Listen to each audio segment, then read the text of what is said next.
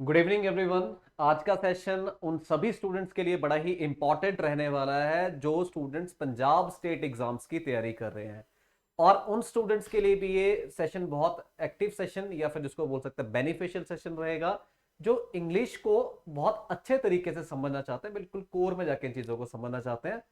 और सबसे ज्यादा फायदा उन स्टूडेंट्स को रहेगा जो इस टॉपिक जो आज हम डिस्कस करने वाले इस टॉपिक में सबसे ज्यादा कंफ्यूज रहे हैं। ठीक है जी।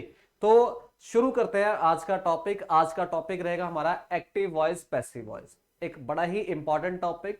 अगर मैं किसी भी एग्जाम की बात करूं, सबसे पहले मैं बात करता हूं आपके पंजाब एग्जाम्स। तो पंजाब एग्जाम्स में देखा जाता है कि एक्टिव वॉइस पैसिव वॉइस में से हमें बहुत से क्वेश्चन देखने को मिलते हैं। और अगर मैं बात करूं एसएससी एग्जाम की, तो एसएससी में एक्टिव वॉइस पैसिव वॉइस बड़ा ही इंपॉर्टेंट टॉपिक है। इसके साथ साथ और भी जैसे यूपीएससी के एग्जाम्स में भी ये पूछा जाता है टॉपिक, और आपके जो बैंकिंग एग्जाम है वहां पे ये क्वेश्चन डायरेक्टली नहीं लेकिन इनडायरेक्टली वहां पे पूछा जाता है। तो जितने भी एस्पिरेंट्स, अगर आप किसी भी गवर्नमेंट जॉब के लिए खुद को प्रिपेयर कर रहे हैं, तो आपके लिए आज का सेशन बड़ा इंपॉर्टेंट है। तो शुरू करते हैं कहां से, जहां से इसकी नींव बनी। मतलब क्या है कि सबसे पहले आप समझेंगे कि एक्टिव वॉइस पैसिव वॉइस में डिफरेंस क्या होता है ना। क्योंकि ज्यादातर स्टूडेंट क्या समझते हैं कि जहां पर बाय लगा दिया जाता है वो पैसिव वॉइस होता है, लेकिन ऐसा नहीं है। ठीक है, ये सिर्फ अकेली पहचान नहीं है पैसिव वॉइस की। पैसिव वॉइस को पहचानने का एक अलग तरीका होता है। आप कैसे पहचानेंगे एक्टिव वॉइस पैसिव वॉइस का डिफरेंस, तो चलिए समझते हैं उस बात को और देखते हैं कि एक्टिव वॉइस का मतलब क्या हुआ। अगर मैं एक्टिव वॉइस की बात करूं, ठीक है, या फिर पैसिव वॉइस की बात करूं, एक एक्टिव वॉइस है और एक है आपका क्या, पैसिव वॉइस। ठीक है, इन दोनों की अगर बात की जाए तो एक्टिव वॉइस और पैसिव वॉइस का मतलब क्या है कि एक ही बात को कहने के दो अलग अलग तरीके, है ना। जितने भी आपके सेंटेंसेस लिखे रहते हैं, कहीं भी आप कोई बुक पढ़ रहे हो, ठीक है, कोई जर्नल पढ़ रहे हो या कोई न्यूज़पेपर पढ़ रहे हो, तो हर एक सेंटेंस या तो एक्टिव वॉइस में लिखा जाता है या तो पैसिव वॉइस में लिखा जाता है। इस चीज का आप ध्यान रखेंगे। ठीक है, या तो एक्टिव वॉइस या तो पैसिव वॉइस, हर एक सेंटेंस इसमें लिखा जाता है। मतलब क्या हुआ कि किसी भी बात को कहने के हमारे दो अलग अलग तरीके हैं, क्या, active voice and passive voice. Clear है जितनी बात। अब आप कैसे पहचाने जो भी आपका सेंटेंस लिखा हुआ है इंग्लिश में, उसको आप कैसे पहचाने कि ये एक्टिव वॉइस में है या पैसिव वॉइस में है। तो चलिए सबसे पहले हम ये बात समझ लेते हैं कि जो एक्टिव वॉइस और पैसिव वॉइस है, इनमें डिफरेंस क्या होता है। उस डिफरेंस को जानने से पहले यहां पर मैं आपको एक सेंटेंस लिखता हूं। ठीक है, इस सेंटेंस को आप बताएंगे, एक बार आप देखेंगे और मतलब कमेंट करके आप मुझे बताइएगा, जरूर बताइएगा कि इसमें ये जो सेंटेंस मैं लिखने वाला हूं ये एक्टिव वॉइस है या पैसिव वॉइस है। ठीक है, तो चलिए देखते हैं कि मैंने एक सेंटेंस लिखा कि this monument this monument was established in 17th century। ठीक है, this monument was established in 17th century. ठीक है, या फिर बिल्ट लिख लो, एस्टेब्लिश्ड लिख लो, एक आसान वर्ड लिख लेते हैं यहाँ पर। ठीक है, एक आसान सा वर्ड लिख देते हैं कि आपको भी आसानी हो जाए उससे।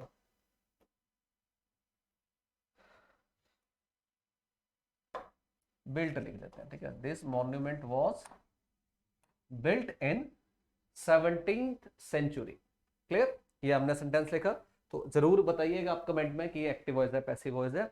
चलिए अब समझते हैं एक्टिव वॉइस पैसिव वॉइस को आपने पहचानना कैसे। आप में से बहुत से स्टूडेंट क्या कर रहे होंगे कि इसको एक्टिव वॉइस कह रहे होंगे, है ना, क्योंकि आपको यहाँ पर बाय नहीं दिख रहा है, तो आपको लग रहा होगा कि ये क्या है, ये आपका एक्टिव वॉइस है, लेकिन ऐसा नहीं है। समझते हैं एक्टिव वॉइस पैसिव वॉइस का डिफरेंस क्या है। तो एक्टिव वॉइस की अगर मैं बात करूं, तो आपने देखना चेक कैसे करना होता है कि एक्टिव वॉइस में क्या होता है कि जो सब्जेक्ट है, ठीक है, सब्जेक्ट ही क्या होता है, एक्शन का डूअर होता है। Subject is the doer of the action. ध्यान से सुनिएगा इस बात को। ठीक है, जो मैं आपको समझा रहा हूं ये बड़ा ही इंपॉर्टेंट पॉइंट है, क्योंकि बहुत से स्टूडेंट इसमें कंफ्यूज ही रहे हैं आज तक कि एक्टिव वॉइस और पैसिव वॉइस में डिफरेंस कैसे पहचाने, है ना। सब तुक्के लगाते हैं बाय के साथ कि बाय जहां दिखा, या फिर एक दो सेंटेंसेस उन्होंने रटे होते हैं तो बता देते हैं कि सर ये है ना, कि I play football, football is played by me, ये आई प्ले फुटबॉल एक्टिव है, football is played by me, ये पैसिव है। ये रट लिया होता है हमने बचपन में, ठीक है, लेकिन इससे काम नहीं चल पाएगा, ठीक है, हमें इसको बिल्कुल रूट से समझना है इस चीज को। तो एक्टिव वॉइस का मतलब क्या हुआ कि आपने क्या करना है, आपने देखना है कि जो सब्जेक्ट है सेंटेंस का, ठीक है, सब्जेक्ट जो है क्या उस एक्शन को वही कर रहा है जो सेंटेंस में एक्शन हो रहा है। इसको समझाऊंगा अभी थोड़ी सी डिटेल में, समझिए। पैसिव वॉइस में क्या होगा कि जो सब्जेक्ट है is not the doer of the action, is not the doer of the action, ठीक है। मतलब क्या हुआ कि जो पैसिव वॉइस है उसमें सब्जेक्ट काम नहीं करेगा। काम नहीं करेगा मतलब सब्जेक्ट यहां पे जैसे मान लेते हैं कि ये जो हमारा सेंटेंस है इसमें एक्शन क्या हो रहा है, बिल्ट, है ना, ये क्या है, ये आपका एक्शन, क्योंकि जो वर्ब है वो किसको रिप्रेजेंट करती है, किसी एक्टिविटी को। एक्टिविटी का मतलब क्या हुआ, एक्शन, ठीक है। तो ये क्या हो जाएगा आपका, ये हो जाएगा आपका एक्शन, ठीक है। अब सब्जेक्ट क्या है, दिस मॉन्यूमेंट, सब्जेक्ट क्या है इसमें, दिस मॉन्यूमेंट, ठीक है, ये सब्जेक्ट है। अब आपको क्या चेक करना है कि जो भी एक्शन हो रहा है क्या एक्शन सब्जेक्ट ही कर रहा है इसमें, या सब्जेक्ट ने ही किया, या सब्जेक्ट ही करेगा, ठीक है। तो अगर मैं देखूं बिल्ट, बिल्ट का मतलब क्या है, किस चीज को क्या बोलते हैं उसको हिंदी में, निर्माण करना किस चीज का, है ना। तो जो मॉन्यूमेंट का निर्माण हुआ है, उसको बनाया गया, बिल्ट किया गया, ठीक है। क्या उसको मॉन्यूमेंट को बिल्ट मॉन्यूमेंट ने ही किया, क्या सब्जेक्ट ही इस काम को कर रहा है, जो बनाने वाला काम है क्या मॉन्यूमेंट ने ही किया, क्या ऐसा है, नहीं, ऐसा बिल्कुल भी नहीं है, ठीक है। कि जो आपका मॉन्यूमेंट है वो कैसे कोई काम कर सकता है, ये तो पॉसिबल ही नहीं है ना। इसने ये काम नहीं किया, इस पर ये काम हुआ है, मतलब बनाया गया क्या मॉन्यूमेंट, लेकिन मॉन्यूमेंट ने कुछ नहीं किया यहाँ पे, यानी कि subject is not the doer. ये जो सब्जेक्ट है यहाँ पर ये डूअर नहीं है। अगर ये डूअर नहीं है तो क्या हो जाएगा, ये हो जाएगा आपका पैसिव वॉइस। क्या हो जाएगा ये, पैसिव वॉइस, ठीक है। समझ में आ रही होगी आपको बात।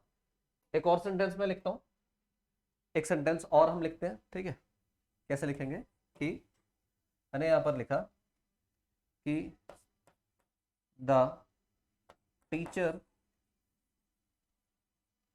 shouted, the teacher shouted at the student, ठीक है। मान लीजिए आपका सेंटेंस है the teacher shouted at the student. अब इसमें अगर हम ध्यान से देखें तो इसमें जो आपके शाउटेड है, शाउटेड वर्ड जो है, ठीक है, ये क्या है, ये आपका एक्शन है, क्योंकि ये वर्ब है और वर्ब ही आपका एक्शन होगा।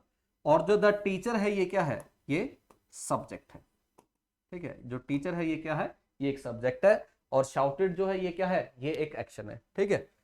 अब क्या ये एक्शन टीचर ने किया, क्या जो शाउट किया वो टीचर ने किया है, जी हाँ बिल्कुल, टीचर ने ही शाउट किया, ठीक है। तो इस सेंटेंस में क्या निकल कर आ रहा है कि जो सब्जेक्ट है वही इस काम को कर रहा है, ठीक है। जो सब्जेक्ट है वही इस काम को कर रहा है, यानी कि इस एक्शन को परफॉर्म करने वाला सब्जेक्ट ही है। अगर सब्जेक्ट ही क्या कर रहा होता है, काम कर रहा होता है, तो फिर हम उसको क्या कह देते हैं, उसको कहते हैं एक्टिव वॉइस। क्या बोल देंगे इसको, एक्टिव वॉइस, ठीक है। तो एक्टिव वॉइस पैसिव वॉइस का डिफरेंस क्या होता है कि अगर सब्जेक्ट ही उस एक्शन को कर रहा हो, जो एक्शन आपको देखने को मिल रहा है, तो वो क्या हो जाता है आपका, वो हो जाता है एक्टिव वॉइस। अगर सब्जेक्ट उस एक्शन को ना कर रहा हो तो वो क्या हो जाता है, पैसिव वॉइस। क्लियर है जी इतनी बात। अगर बात क्लियर होगी सबको तो एक बार क्या देखेंगे आप कि ये कौन सा आपका सेंटेंस, कौन सा वॉइस बनेगा, एक्टिव वॉइस बनेगा या पैसिव वॉइस बनेगा, ये यहाँ पर देखते हैं, ठीक है। तो यहाँ पर मैं आपको एक सेंटेंस यहाँ पर लिख के देता हूं कि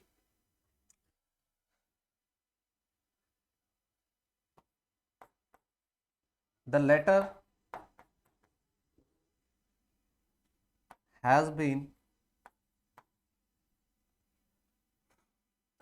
sent to the authority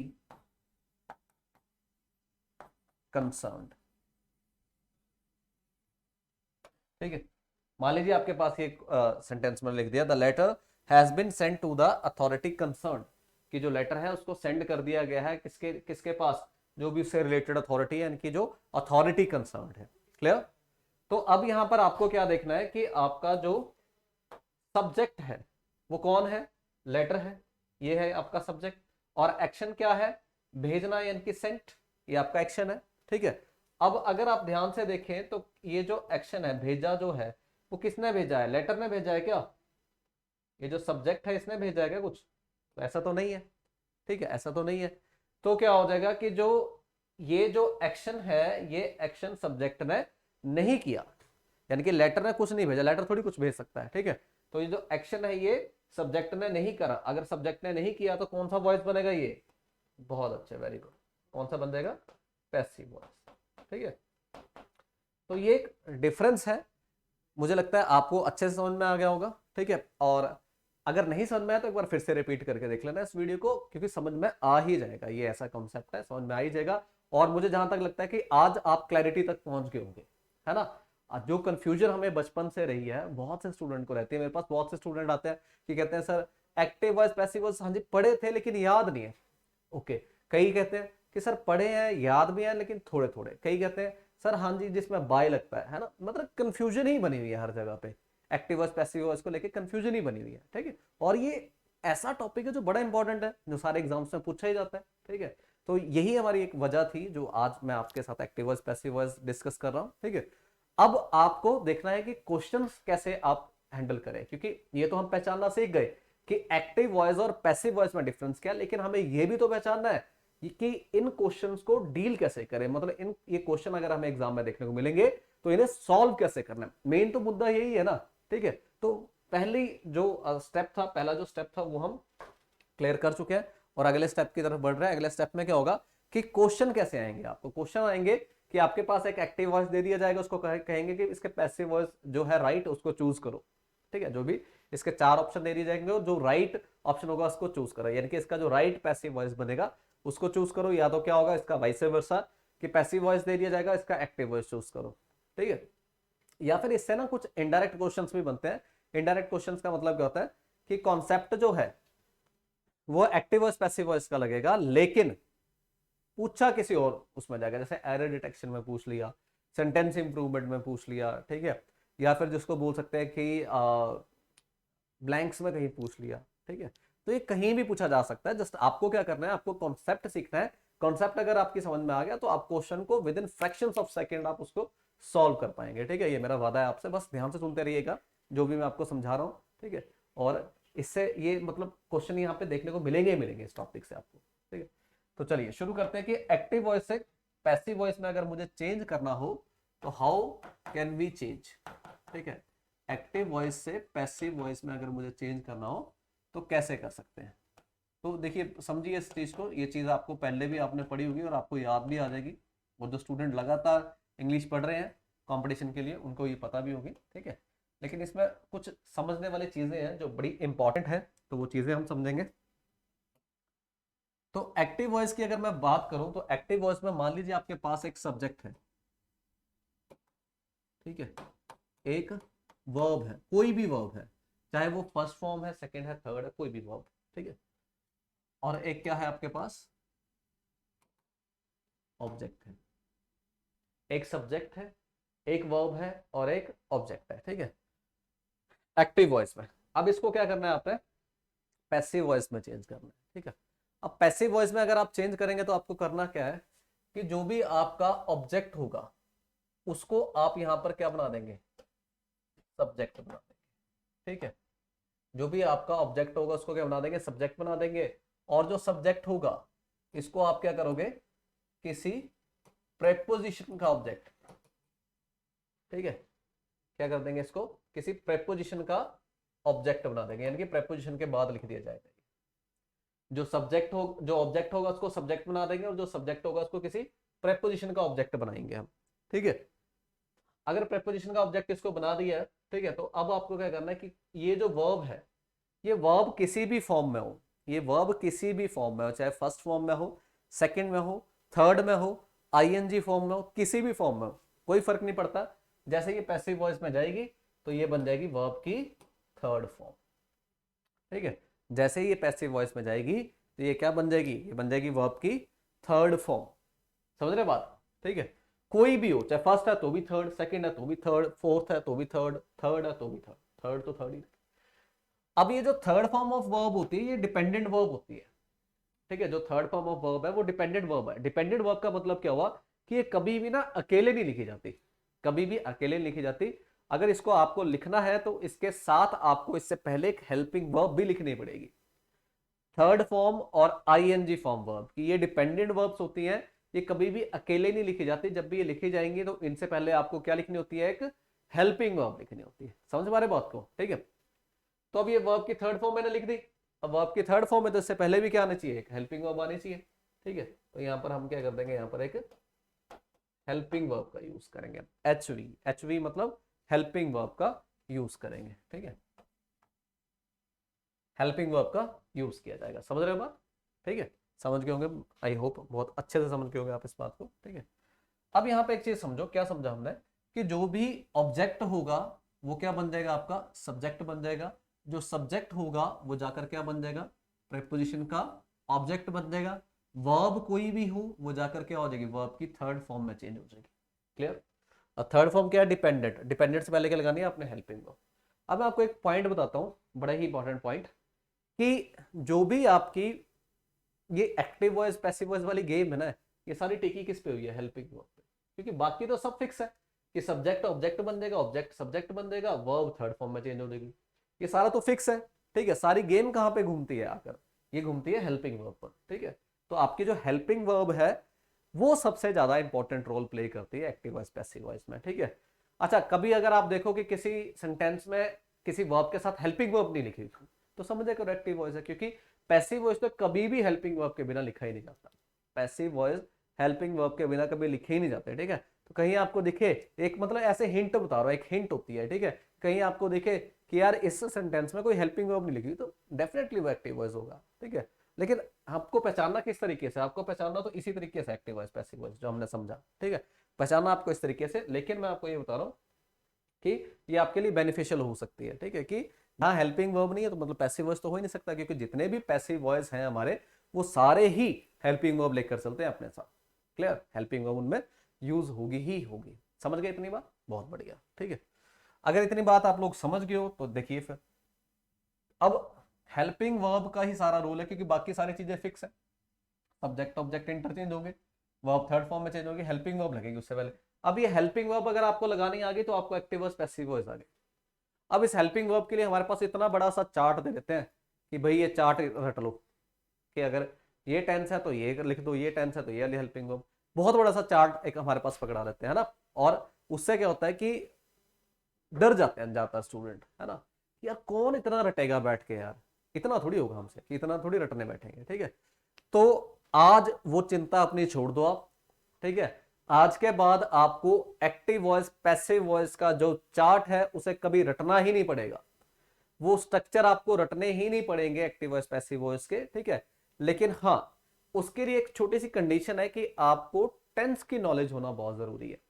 अगर आपके पास टेंस की नॉलेज नहीं है तो फिर आपको मजबूरन वो याद करना ही पड़ेगा। लेकिन अगर आपके पास टेंस की नॉलेज है, आप टेंस के स्ट्रक्चर्स अच्छे से जानते हो, अच्छे से लिख पाते हो, समझ पाते हो, पहचान पाते हो, ठीक है, तो फिर आपको कभी भी जरूरत नहीं पड़ने वाली एक्टिव वॉइस पैसिव वॉइस का चार्ट याद करने के लिए, क्योंकि उसके लिए मैं आपको एक बड़ा ही शानदार और बड़ा ही सही और सटीक तरीका समझाने वाला हूं, जिससे क्या होगा कि आपकी एक्टिव वॉइस पैसिव वॉइस वाली बीमारी हमेशा के लिए दूर चल जाएगी, ठीक है। ये एक ऐसा कैप्सूल है जो आपकी एक्टिव वॉइस पैसिव वॉइस की बीमारी को हमेशा के लिए खत्म कर देगा, कभी मुड़ के आएगी ही नहीं, ठीक है। तो चलिए देखते हैं वो ट्रिक क्या है हमारा। तो सबसे पहले आप देखते हैं क्या, कि स्टेट्स ऑफ एन एक्शन हम समझें, ठीक है। तो स्टेट्स ऑफ एन एक्शन जो होती है हमारी वो चार होती है। एक होती है इंडेफिनिट, दूसरी होती है कॉन्टिन्यूस, तीसरी होती है परफेक्ट, और फोर्थ होती है परफेक्ट कॉन्टिन्यूस।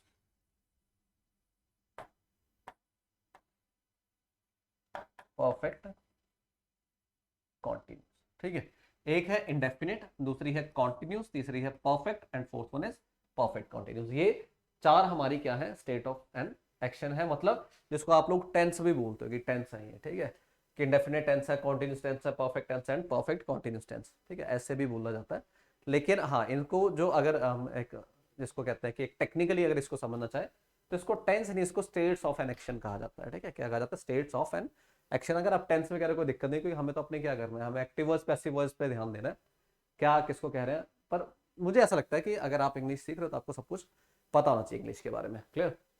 तो indefinite, continuous, perfect and perfect continuous. ठीक है, अब आपको करना क्या है, अब आपको थोड़ी देर के लिए मुझे बड़े ही ध्यान से सुनना है। ठीक है, और जितनी भी आपके आसपास शोर है, ठीक है, या आपको कहीं से डिस्टरबेंस आ रही है, घर वाले आवाज लगा रहे हैं, कुछ भी कर रहे हैं, तो एक ऐसे एकांत में जाकर बैठ जाइए जहां पे आपको कोई डिस्टर्ब ही ना करे, क्योंकि ये अगले जो 5 मिनट है, 5 से 7 मिनट, वो बड़े ही इंपॉर्टेंट है आपके लिए, क्योंकि एक्टिव वॉइस पैसिव वॉइस यहीं पे आपकी ये जो बीमारी है मैं दूर करने वाला हूं। ठीक है, तो चलिए देखिए, मान लीजिए आपके पास ना इंडेफिनिट टेंस है। कौन सा टेंस है? इंडेफिनिट टेंस है, कोई भी इंडेफिनिट है, चाहे वो प्रेजेंट इंडेफिनिट है, चाहे वो पास्ट इंडेफिनिट है, चाहे वो फ्यूचर इंडेफिनिट है, कोई भी इंडेफिनिट है। जब आप उसको एक्टिव वॉइस से पैसिव वॉइस में चेंज कर रहे हो, कोई भी इंडेफिनिट है, जब आप उसको करो एक्टिव वॉइस से पैसिव वॉइस में चेंज करो, तो ये सब तो करोगे, है ना? तो वर्ब की थर्ड फॉर्म से पहले क्या लगाएं? तो यहां पर देखो, अगर इंडेफिनिट है, ठीक है, तो उससे नेक्स्ट वाले की हेल्पिंग वर्ब लगा दिया करो।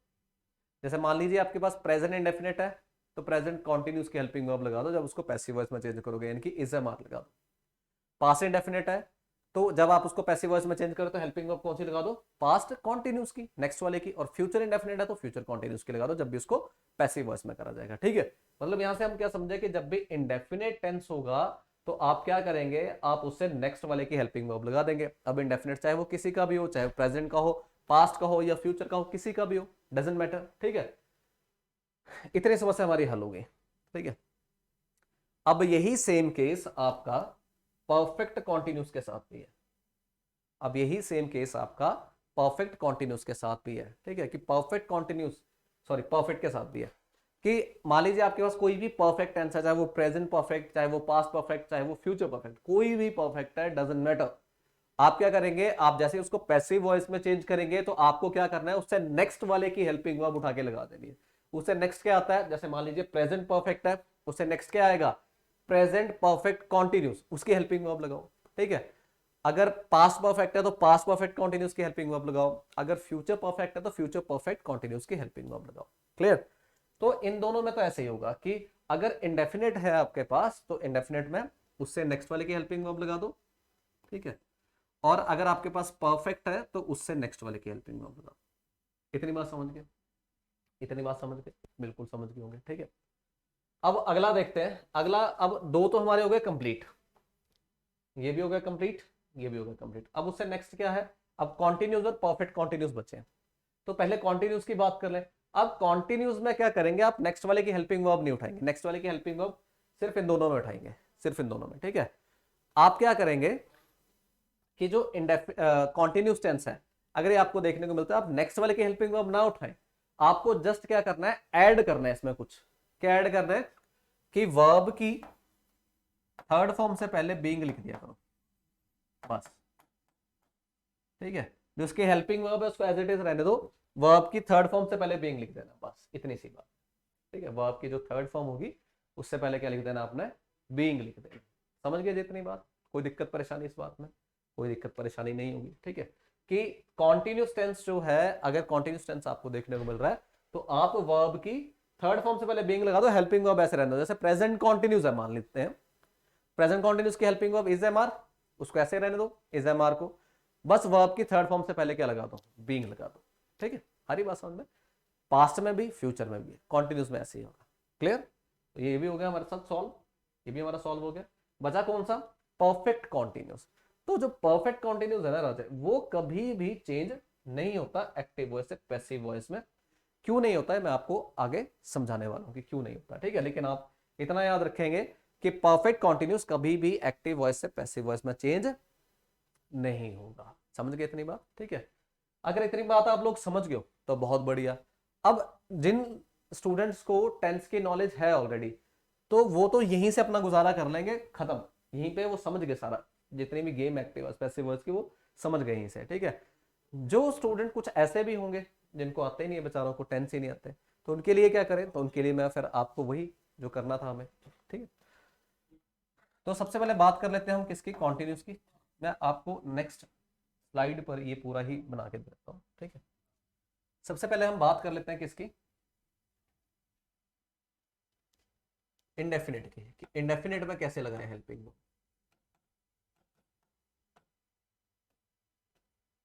ठीक है, अब जो इंडेफिनिट टेंस होगा आपका,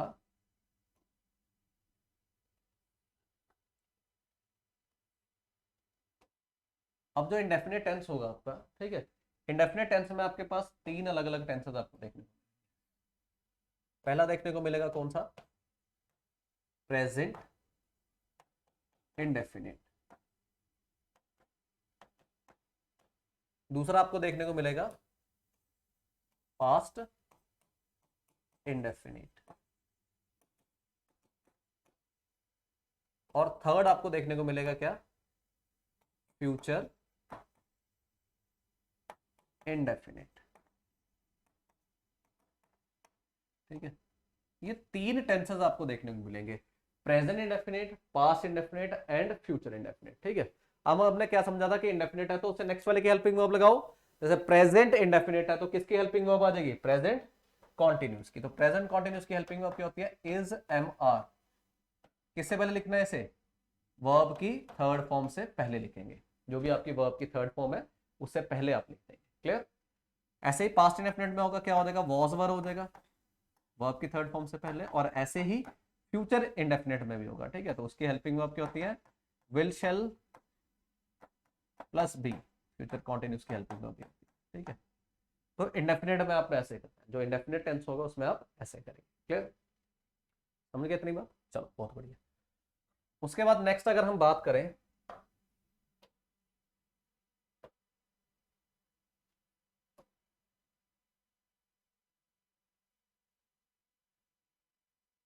उसके बाद अगर नेक्स्ट हम बात करें तो नेक्स्ट हमारा आता है क्या,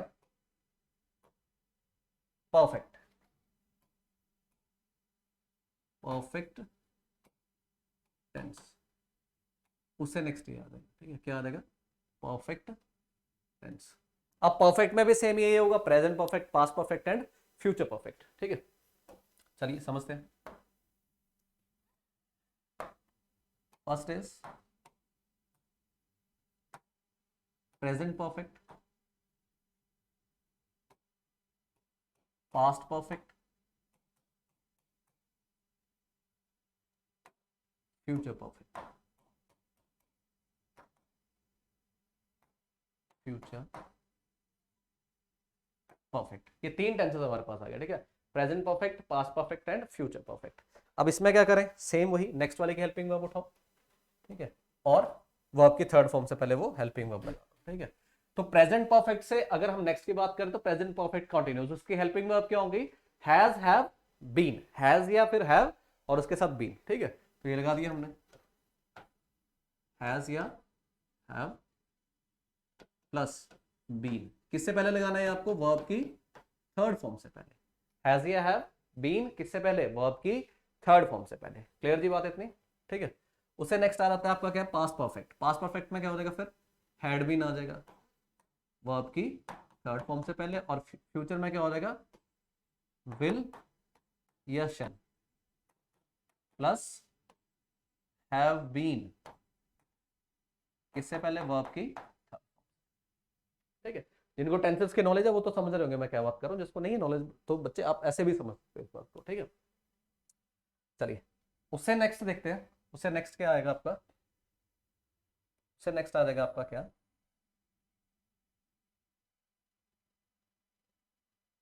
कॉन्टिन्यूस आ जाएगा उससे नेक्स्ट।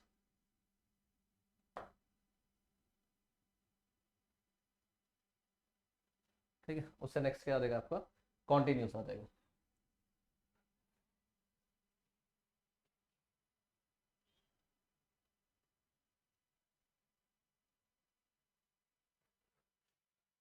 चलिए नेक्स्ट इज कॉन्टिन्यूस। कॉन्टिन्यूस में क्या करना है हमने, नेक्स्ट वाले की हेल्पिंग वर्ब तो नहीं उठानी हमें। ठीक है,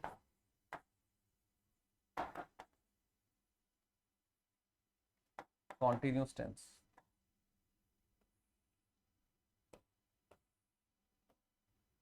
तो उसमें आपको नेक्स्ट वाले की हेल्पिंग वर्ब नहीं उठानी, हेल्पिंग वर्ब इसी की रहने दो। जैसे प्रेजेंट कॉन्टिन्यूस है, फिर पास्ट कॉन्टिन्यूस है और उसके साथ फ्यूचर कॉन्टिन्यूज है, ठीक है। ये 3 कॉन्टिन्यूज हमें देखने को मिलेंगे और इनमें क्या करना है, आपने नेक्स्ट वाले की हेल्पिंग वर्ब नहीं लगानी है, हेल्पिंग वर्ब इसी के रहने दो, इज एम आर। आपने क्या करना है, बीइंग लगा देना है किससे पहले, वर्ब की थर्ड फॉर्म से पहले, ठीक है। जैसे कि मैंने यहां पर लगाया, आप देख पा रहे होंगे। आपको क्या करना है, बीइंग लगा देना वर्ब की थर्ड फॉर्म से पहले, हेल्पिंग वर्ब उसके एज इट इज रहने दो, बाकी सब्जेक्ट ऑब्जेक्ट जो इंटरचेंज हो रहे हैं वो हो रहे हैं, ठीक है। वर्ब की थर्ड फॉर्म से पहले बीइंग लगा दो, हेल्पिंग वर्ब ऐसे रहने दो, ठीक है। तो इसी कारणवश क्या होगा कि आपके जो बाकी स्ट्रक्चर है वो कुछ इस तरह से तैयार होंगे आपके, ठीक है। कि वॉज वर, फिर बीइंग और फिर वर्ब की थर्ड फॉर्म। अब फ्यूचर कॉन्टिन्यूस में क्या होगा, ऐसे ही होगा कि विल बी, विल या शैल प्लस बी, फिर क्या हो जाएगा बीइंग, फिर क्या हो जाएगा वर्ब की थर्ड फॉर्म, ठीक है। कुछ इस तरह से बनेगा। लेकिन यहां पर एक समस्या हमें देखने को मिल रही है, एक समस्या आ रही है इस टेंस में कि बी भी लिखा है और बीइंग भी लिखा है, बी भी लिखा है और बीइंग भी लिखा है, ठीक है। तो एक ही फॉर्म 2 बार कैसे यूज कर सकता हूं मैं एक ही सेंटेंस में, ठीक है। तो इस वजह से क्या होगा कि ये जो फ्यूचर कॉन्टिन्यूज है ये एक्टिव वॉइस से पैसिव वॉइस में चेंज नहीं होगा। ये जो फ्यूचर कॉन्टिन्यूज है ये एक्टिव वॉइस से पैसिव वॉइस में चेंज नहीं होगा। और यही वजह है क्या कि जो परफेक्ट कॉन्टिन्यूज है उसमें भी 2 बार, क्योंकि आपने देखा होगा उसमें बीन आता है परफेक्ट कॉन्टिन्यूज में और फिर मुझे बीइंग भी लगाना पड़ता है, एक बीन आता है और बीइंग भी लगाना पड़ता है, क्योंकि उसमें भी आईएनजी फॉर्म है। तो आईएनजी फॉर्म में क्या करते हैं हम, वर्ब की थर्ड फॉर्म से पहले क्या लगा देंगे, फिर बीइंग लगा देंगे। तो इस वजह से ना वो भी नहीं चेंज होता, क्योंकि 2 बार हम एक वर्ब को नहीं लिख सकते एक ही सेंटेंस में, ठीक है। एक ही वर्ब को 2 बार क्यों लिखना है, जब एक से काम चल रहा है तो 2 बार नहीं लिखते। तो ऐसे फ्यूचर कॉन्टिन्यूस में क्या था कि बी के साथ क्या था, बीइंग आ रहा था, तो इस वजह से ये एक्टिव वॉइस से पैसिव वॉइस में चेंज नहीं हो पाएगी, ठीक है। तो ये बन जाएंगे आपके कुल स्ट्रक्चर, क्योंकि इसके बाद परफेक्ट कॉन्टिन्यूस एक्टिव वॉइस से पैसिव वॉइस में चेंज होता ही नहीं है, ठीक है। समझ गए आप बात। तो क्या हो जाएगा कि जो present indefinite, sorry indefinite tense, perfect tense and continuous tense, ये इस तरह से चेंज होंगे आपके। आ रही बात समझ में, ठीक है। तो मैं आपको एक क्वेश्चन भी यहाँ से करवा देता हूँ, 1-2 क्वेश्चन समझा देता हूँ आपको। ऐसे मान लीजिए मैंने यहाँ पर एक सेंटेंस लिखा कि he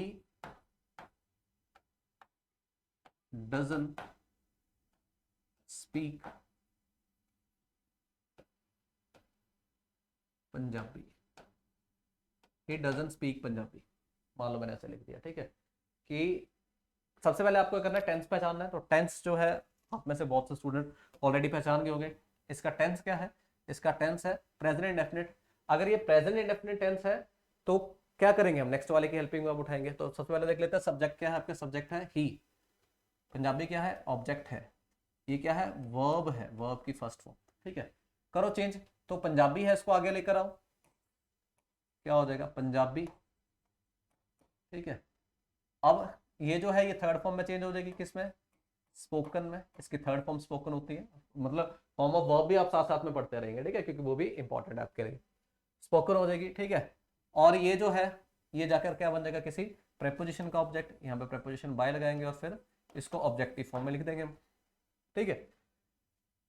अब ये जो थर्ड फॉर्म है ये तो डिपेंडेंट है, इससे पहले हेल्पिंग वर्ब लगानी है। टेंस कौन सा, प्रेजेंट इंडेफिनिट। हेल्पिंग वर्ब किसकी, नेक्स्ट वाले की, यानी कि प्रेजेंट कंटीन्यूअस की, इज एम आर, इनमें से एक लगानी। तो पंजाबी के लिए क्या लगाएंगे हम, इज, तो क्या हो जाएगा पंजाबी इज नॉट, अच्छा इसके साथ नॉट भी था हमें तो इसके साथ नॉट भी लिखना है, Punjabi is not spoken by him, Punjabi is not spoken by him, ठीक है। चलिए अगला क्वेश्चन देखो, एक और क्वेश्चन हम कर लेते हैं यहाँ से, ठीक है। अब इस क्वेश्चन में देखो क्या मैं आपको समझाने वाला हूँ। जैसे मैंने यहाँ पर लिखा कि they have received a letter, they have received a letter, ठीक है। अब यहां पर सबसे पहले आप क्या करेंगे, इसके टेंस फॉर्म पहचानेंगे। तो इसकी टेंस फॉर्म है प्रेजेंट परफेक्ट टेंस, ठीक है। मैंने जैसे कि आपको पहले समझा था कि टेंस के नॉलेज होना एक्टिव वॉइस पैसिव वॉइस के लिए बहुत जरूरी है, क्योंकि टेंस ही इसका क्या है, नींव है, मतलब बेस है, ठीक है।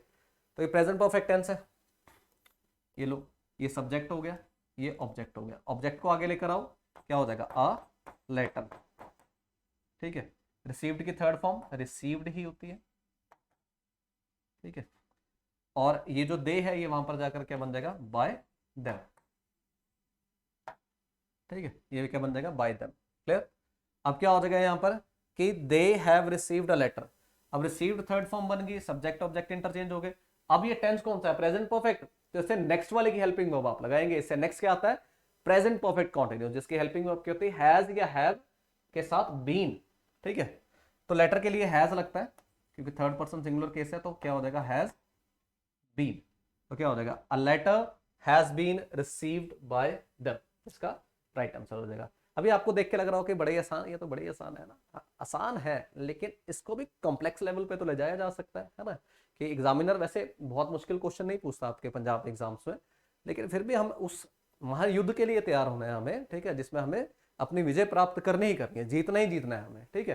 तो फिर चीजों को एक जीरो लेवल से, बेसिक लेवल से लेके एडवांस लेवल तक पढ़ना हमारे लिए जरूरी हो जाता है, ठीक है।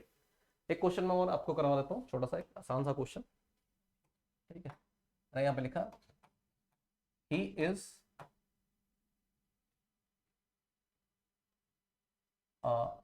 Writing a letter, he is writing a letter, ये लिख दिया मैंने, he is writing a letter, ठीक है। अब लेटर जो है ये ऑब्जेक्ट है और ही जो है ये सब्जेक्ट है, तो क्या हो जाएगा, अ लेटर आगे आ जाएगा। अब टेंस कौन सा है, ये प्रेजेंट कॉन्टिन्यूस, तो नेक्स्ट वाले की हेल्पिंग वर्ब तो नहीं उठानी है, हमें क्या करना है, हमें हेल्पिंग वर्ब इसी की रहने देनी है और हमें बीइंग लगा देना वर्ब की थर्ड फॉर्म से पहले। तो क्या हो जाएगा, a letter is being, writing की third form written, letter is being written by him, ठीक है। तो तीनों टेंसेस के हमने एक एक एग्जांपल समझ लिए हैं, और ये बहुत ही बेसिक लेवल है, बहुत ही बेसिक लेवल है, मतलब जिसको बोल सकते हैं कि एक स्टार्ट है, मतलब बस और कुछ नहीं, स्टार्टिंग लेवल है, ठीक है, जिसमें से आपको थोड़ा सा अपना कॉन्फिडेंस बिल्ड करना है इन चीजों में, ठीक है, क्योंकि कॉन्फिडेंस बिल्ड होगा तभी हम अगले स्टेप पर जा पाएंगे, तभी हम एक एडवांस लेवल इन चीजों का देख पाएंगे। क्लियर है जी। तो आई होप आप सबको बहुत अच्छे से और बहुत बेहतरीन तरीके से आपको समझ में आया होगा, और आपकी जो कंफ्यूजन थी बचपन से लेकर अभी तक की, वो सारी दूर भी हो गई होगी, है ना। और जिनको ऑलरेडी पहले से आते थे, और अगर उन्होंने फिर भी इसको बहुत पेशेंटली इस वीडियो को देखा है, तो थैंक यू सो मच आपके पार्टिसिपेशन के लिए। और मैं आपको यकीन दिलाता हूं कि आने वाली जो हमारी वीडियोस रहेंगी उनमें हम इसके एडवांस लेवल तक भी पहुंचेंगे, और इंग्लिश को लेकर जितने भी इंटरेस्टिंग कॉन्सेप्ट्स हैं वो सब हम डिस्कस करते रहेंगे, जिससे कि आपको आपके एग्जाम में स्कोर बेटर कर पाने में आप हेल्प मिले। क्लियर है जी। मिलते हैं अपनी नेक्स्ट वीडियो में। Thank you so much, have a nice day, bye.